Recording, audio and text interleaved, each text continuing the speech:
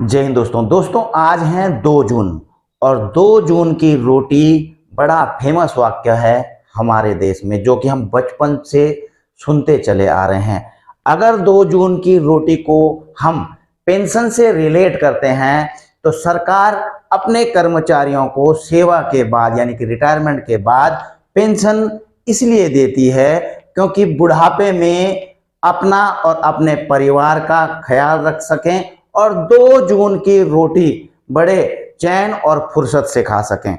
तो आप भी इस पर कुछ लिख सकते हैं दोस्तों कमेंट बॉक्स में कि 2 जून की रोटी से अगर आप पेंशन को रिलेट करते हैं तो वहां पर आप क्या लिखना चाहेंगे, जरूर जो है अपने कमेंट बॉक्स में जरूर लिखें दोस्तों।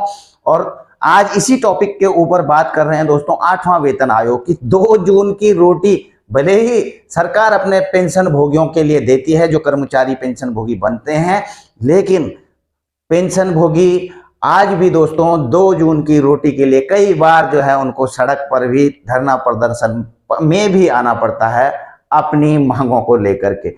चलो ये तो चलते फिर मतलब ये तो चलने वाली प्रक्रिया है। बात करेंगे दोस्तों 8वां वेतन। अब उम्र के हिसाब से पेंशन यानी कि एज बेस्ड पेंशन सिस्टम। जी हाँ दोस्तों, 8वें वेतन में एज बेस्ड पेंशन सिस्टम की बातें चल रही है। ये सारी क्या है दोस्तों? इससे पहले मैं 8वें वेतन आयोग से संबंधित यह लेटेस्ट अपडेट मैं आपको बता देता हूं दोस्तों। यह 8वें वेतन आयोग की वेबसाइट और यहां पर जो लेटेस्ट अपडेट है दोस्तों 29 मई 2026 की last date for submission of responses to 8th CPC memorandum extended up to 15 जून 2026। जी हाँ दोस्तों, और इसी पर दोस्तों एक ये भी निकाला, नोटिस भी निकाला है 8वें वेतन आयोग ने, ये 29 मई को। कि आपको पता होना चाहिए दोस्तों 8वां वेतन आयोग आपसे जो इनका वेबसाइट है इसके ऊपर ऑनलाइन सुझाव मांग रहा है। तो पहले अप्रैल तक डेट थी, फिर इसकी 31 मई तक इसकी डेट बढ़ा दी गई थी, लेकिन अब जो है जो बढ़ाई गई है दोस्तों डेट वो 15 जून तक अंतिम डेट। और इसमें बिल्कुल लिखा हुआ है दोस्तों this is the final timeline for submission. ये फाइनल टाइमलाइन है। हमने 2-3 बार डेटें बढ़ा दी हैं आपकी मांग पर। No further extension shall be granted, मतलब ये अंतिम तिथि है 15 जून। इसके बाद कोई भी डेट नहीं बढ़ाई जाएगी कि अब कर दो, जैसे पिछला 2-3 बार बढ़ाया जा चुका है। तो ये फाइनल डेट है दोस्तों 15 जून, ठीक है ना।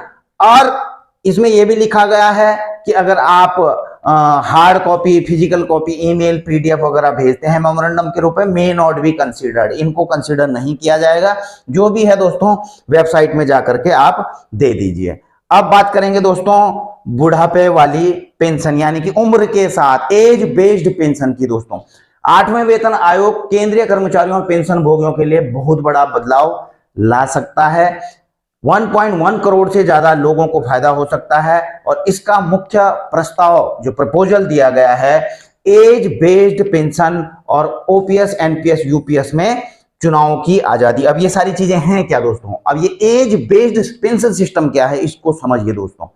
देखिए एज बेस्ड मतलब उम्र के हिसाब से आपकी पेंशन बढ़ोतरी होनी चाहिए। यह बिल्कुल प्रपोजल भेजा गया है 8वें वेतन आयोग को। किसने भेजा है ये आगे बता दूंगा, लेकिन है क्या पहले आप इस चीज को समझ लीजिए। जो प्रपोजल भेजा गया है नए सिस्टम में दोस्तों एज बेस्ड पेंशन सिस्टम में, वो है दोस्तों 65 साल में लास्ट पे ड्रॉन का 70% पेंशन मिलना चाहिए। 70 साल अगर हो जाती है उम्र तो 75%, 75 पे 80%, 80 पे 85%, 85 पे 90 और 90 साल में 100% ऑफ लास्ट पे ड्रॉन। अभी देखिए जो पहला अभी फॉर्मूला चल रहा है उसमें 100 साल में पहुंचते हैं 100%, यह तो 90 में ही पहुंच गया। आप सोच रहे होंगे दोस्तों कि जो मांग की जा रही है, एक मांग जो एडिशनल पेंशन की, वो यह भी चल रही है कि 65 साल में 5% बढ़ जाना चाहिए, मतलब 65% हो जाना चाहिए। लेकिन ये जो एज बेस है इसमें 70% की मांग क्यों की जा रही है 65 वाले के लिए? यहां पर 70 वाले के लिए 70% की मांग थी दोस्तों, 10% टोटल बढ़ने की, लेकिन यहाँ पर 70 वाले के लिए 75। ऐसा क्यों चल रहा है भाई, ऐसे किस प्रकार से हो रहा है? और ये जो 80 वाला है तो 80 साल में तो 80% अभी है ही दोस्तों। इससे इनकी मांग तो लगातार खैर करते ही रहे हैं कर्मचारी संगठन, पेंशन भोगी जो भी हैं, ठीक है ना। अभी ये वाला अभी चल रहा है एडिशनल पेंशन का, जो कि लागू होता है, ठीक है, मांग ये है। लेकिन अब यहां पर आप नोटिस कर रहे हैं कि 80 साल में 85%। ऐसा क्यों हो रहा है दोस्तों? इसका मेन कारण है दोस्तों एक और, फुल पेंशन में बड़ा इजाफा। यानी कि दोस्तों ये है वो दूसरा फॉर्मूला। फुल पेंशन आपको पता होनी चाहिए कितनी होती है दोस्तों, 50% ऑफ लास्ट पेड रॉन। आप जितना भी पेड रॉन होता है आपका, उसका 50% अभी आपको जो है ओल्ड पेंशन स्कीम के हिसाब से मिलता है। लेकिन मांग क्या है दोस्तों, जो प्रपोजल भेजा गया वो क्या है, फुल पेंशन कितनी होनी चाहिए, 67% ऑफ लास्ट पेड रॉन। जी हाँ दोस्तों, ये बहुत बड़ी मांग है। 17% की बढ़ोतरी तो यहां पर हो जाती है, और जो महंगाई राहत मिलेगी इसके ऊपर वो अलग। तो ये बहुत बड़ी मांग है। अगर लागू हुआ तो रिटायरमेंट के बाद दोस्तों काफी बेहतर पेंशन मिलेगी। और इस चीज को दोस्तों ऐसे भी समझिए कि पेंशन का डिफरेंस समझ लीजिए दोस्तों। ये डिफेंस की पेंशन बता रहा हूं, आपकी पेंशन कैसे बनती है, आपकी बेसिक सैलरी होती है, उसमें क्लास पे लगता है, प्लस जो मिलिट्री सर्विस पे होती है, जिनका ग्रुप पे होता है, एक्स ग्रुप वाले, तो वो भी जुड़ जाता है, उसका बटे 2 यानी कि 50% हो जाता है लास्ट पेड रॉन का।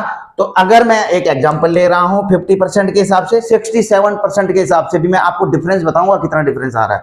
सपोज मैंने लगाया आपकी बेसिक सैलरी दोस्तों सेवा के दौरान 40,000, देखो अब अलग अलग उनकी, किसी की 50 भी है, 55 भी है, अलग अपने हिसाब से देख लेना। 40,000 है, 300 क्लास पे मैंने लगाई, 5200 जो है एमएसपी लगा दी, ग्रुप पे जिनका है वो लगा लीजिए, अपने हिसाब से कर लेना, मतलब इसको एडजस्टमेंट बटे 2 यानी कि इसका 50% हो रहा है दोस्तों 22,750 रुपए इनकी बेसिक सैलरी बनती है। बाकी जो एप्लीकेबल डीआर है वो तो लगेगा ही, ठीक है। अगर 67% कर दिया जाता है दोस्तों बेसिक का, तो आप ये लगाइए, सेम इसी को ले रहा हूं दोस्तों 40,000 3,000, इसको 67% करते हैं तो इनकी बेसिक बन जाएगी दोस्तों पेंशन 30,485 रुपए प्लस एप्लीकेबल डीआर।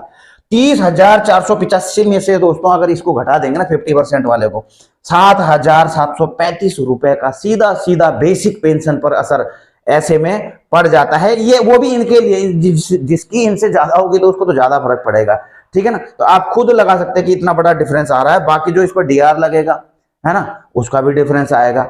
और भाई, और जो फिटमेंट फैक्टर मांगा जा रहा है, जो फिटमेंट फैक्टर दोस्तों आप खुद समझ लीजिए, फिटमेंट फैक्टर 3.83 तक मांगा जा रहा है। तो पता नहीं ये सारी चीजें मिल गई ना दोस्तों, तो 2 जून के क्या, तब तो आप पता नहीं कितने जून जुलाई सबकी रोटी खा लोगे, है ना। जून, चलो जो भी है, ठीक है, अब क्या बोलना है। अच्छा, हर 5 साल में 5% की अतिरिक्त बढ़ोतरी, जो एडिशनल पेंशन है उसमें हर 5 साल में, अभी है 80 साल के बाद होता है हर 5 साल, लेकिन अभी जो मांग है वो क्या है कि 60 साल के बाद जब रिटायरमेंट आता है, 60 साल में आता है, तो उसके बाद हर 5 साल में होनी चाहिए। ये होनी तो चाहिए, सिविल की तो भैया आते हैं 55-60 साल में आते हैं और रिटायरमेंट, उनके बाद मांग है कि 5-5 साल। लेकिन डिफेंस का क्या, डिफेंस के तो दोस्तों कोई 35 साल में आ जा रहे हैं, 40 में आ जा रहे हैं, 45, तो इनके लिए तो अलग ही होना चाहिए उस हिसाब से। क्योंकि घर में जब वो 30 साल रहेगा, उसके बाद अगर 65 हो भी गई, कोई 30 साल रहेगा, 25 साल रहेगा रिटायरमेंट में घर में, उसके बाद उसकी एडिशनल पेंशन बनती है। तो इसमें थोड़ा सा बदलाव डिफेंस के लिए मेरे हिसाब से दोस्तों। बाकी आपकी क्या राय है आप लिख सकते हैं, ठीक है। मकसद आपको पता है महंगाई और बढ़ते खर्च से बचाओ। अभी मौजूदा वाला क्या है दोस्तों, मैंने आपको बता ही दिया है कि ये 80 साल में 20% और 100 साल में 100%, ठीक है ना। 60 से 80 साल के बीच सबसे ज्यादा जरूरत होती है, लेकिन फायदा बहुत बाद में मिलता है, ठीक है। इसलिए मांग की गई है कि 65 से हो जाना चाहिए मामला शुरू, ठीक है। और बाकी जो बेसिक वाला है वो आपने देख लिया, 50 की जगह 67 की मांग कर दी गई है। और एक और बड़ी मांग है कि ओपीएस, एनपीएस और यूपीएस में चुनाव की आजादी। तो संगठनों ने कहा आप रखिए, सरकार को, आप ओपीएस भी रखिए, एनपीएस भी रखिए, यूपीएस भी रखिए। एनपीएस यूपीएस से हमको कोई वो नहीं है, लेकिन कर्मचारी के ऊपर छोड़ देना चाहिए कि वो किसको ऑप्ट करता है। कि भाई कर्मचारी बोले नहीं मुझे ओपीएस में रहना है तो आप उसको ओपीएस दीजिए, एनपीएस में रहना है एनपीएस दीजिए, यूपीएस में रहना है यूपीएस में दीजिए। लेकिन यह कर्मचारी को आजादी होनी चाहिए कि वो कौन सा वाला पेंशन सिस्टम ऑप्ट करे, किसको वो रखना चाहे, ठीक है। बाकी इसके अलावा भी कई अन्य मांगे हैं। फिटमेंट फैक्टर 3.83 तक, वो आप लोगों को पता ही है दोस्तों। फैमिली पेंशन का भी इसमें है, डियरनेस रिलीफ में भी सुधार की मांग की गई है, सब कुछ है दोस्तों। और क्यों हो रहे सुधार, जीवन प्रत्याशा बढ़, ये सारी चीजें दोस्तों आप पढ़ लेना क्या क्या है, ठीक है। तो एनसीजेसीएम ने अपने प्रस्तावों में 8वें वेतन आयोग से ये मांग की है। तो दोस्तों जो भी है आपका कमेंट बॉक्स में जाकर के आप लिख सकते हैं अपनी राय, ठीक है। और मेरा फेसबुक का भी पेज है, मैंने आजकल लॉन्च किया है, तो डिस्क्रिप्शन में जाकर के उसका लिंक दिया है, उसको फॉलो कर सकते हैं। वीडियो अच्छी लगी तो लाइक शेयर और चैनल को सब्सक्राइब भी कर सकते हैं यदि आपने अभी तक नहीं किया है। अगर कर रखा तो दोबारा मत करना भाई, जब फिर अनसब्सक्राइब हो जाएगा, ठीक है। तो वीडियो करेंगे यहीं पर समाप्त, जल्द मिलने की कोशिश करेंगे। जय हिंद, वंदे मातरम।